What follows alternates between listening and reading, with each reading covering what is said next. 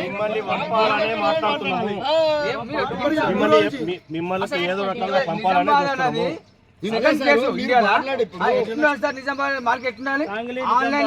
అందుకే మరి పోయిన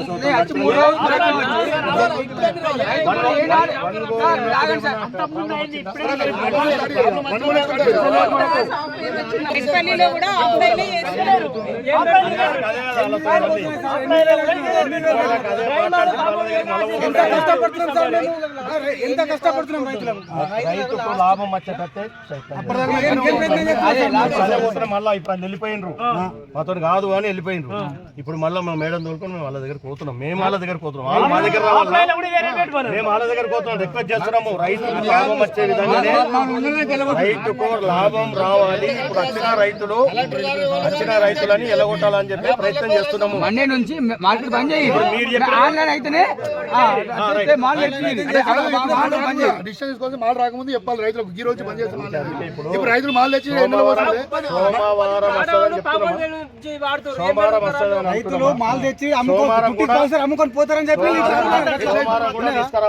అమ్ముకొని పోతారని చెప్పి ఇట్లా చెప్తున్నారు.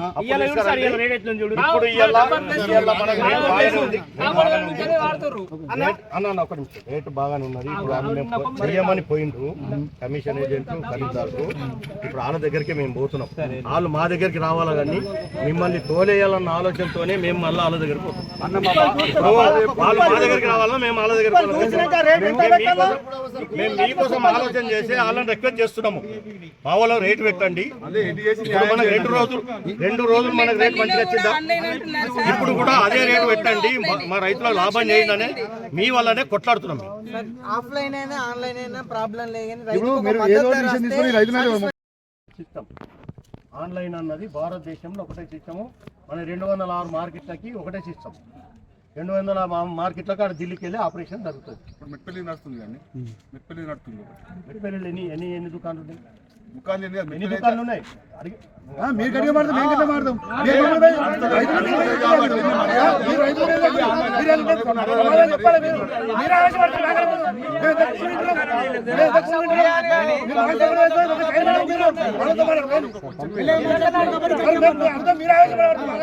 ఎన్ని దుకాణాలు 10 దుకాణాలు ఆన్లైన్ వస్తాయి. మన దగ్గర 2 దుకాణాలు,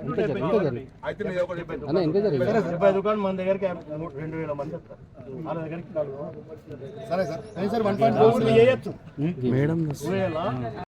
కండిషన్ పెట్టినాం, ఇవి మేము ఒప్పుకోమని పోయింది, మళ్ళీ పోతున్నాం ఎక్స్పెక్ట్ చేస్తాం. అంటే మీ రైతులకు నష్టం జరగద్దనే ఆలోచన మాది.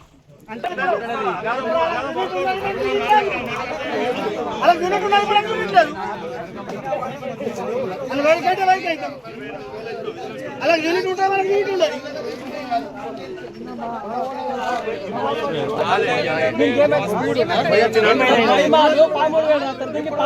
పాడవాడతారా